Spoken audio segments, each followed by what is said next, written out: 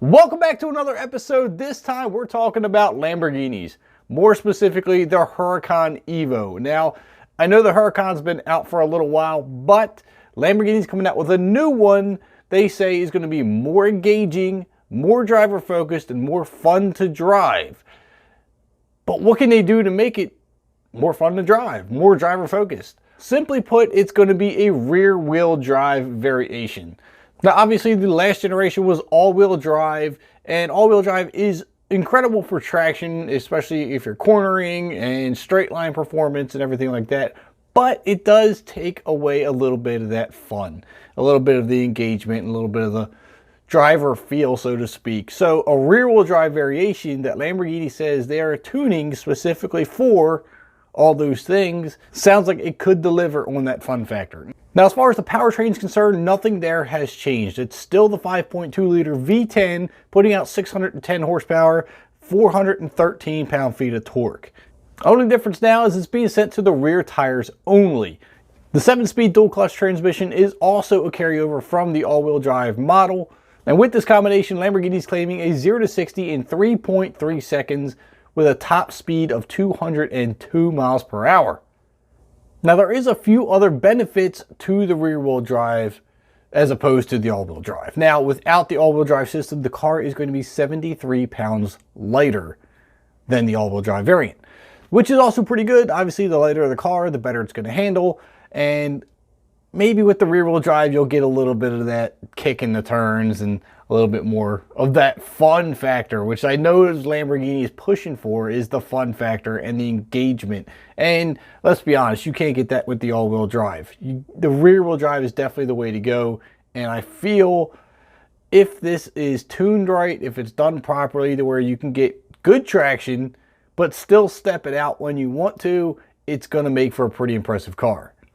In the rear-wheel drive model, it's now going to be a 40-60 weight distribution front to rear, which is also going to help in the traction department, keeping those rear tires planted when you want, but maybe not too planted, because then you're going to take away from the whole point of Lamborghini making this rear-wheel drive car. If you had too much traction, then you wouldn't be able to slide around corners or step it out when you want to, and again, that's the fun. Now, the only other thing that Lamborghini has tweaked a little bit was the dynamic steering has been tuned a little bit more for better driver feedback.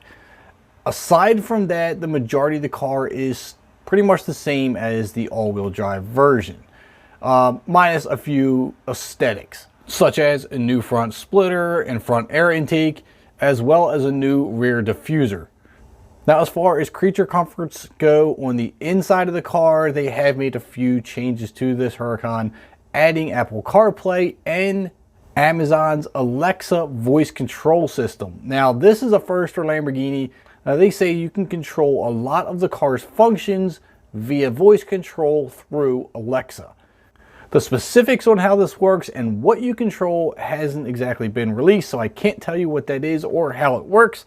But all I can tell you is that it's a first for Lamborghini. I honestly haven't heard of it being used in any other vehicles. I think there has been talk about it, but I can't confirm that right now. I didn't do enough research to look into that. But it sounds like a pretty cool idea. I figured at some point in time somebody was going to incorporate this in their cars, and Lamborghini has gone right ahead and done that with the new rear-wheel drive Huracan. Now, the CEO at Lamborghini has gone on record stating, "This car reminds the driver of Lamborghini's pure engineering origins. The driver is at the center of the Huracan Evo rear-wheel drive's performance, with unfiltered feedback and an emotive and more engaging driving experience controlled by the pilot.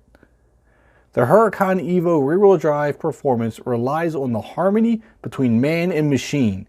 Driving skills and the Huracan Evo rear-wheel drive's mechanics deliver perfectly balanced dynamics, physical feedback, and pure performance." Now, it really sounds like Lamborghini's gone as far as they can to give you the most driver-focused car and enthusiast car that they can put out. And in a world where I feel horsepower is almost unlimited, this is a very important car to have on the market.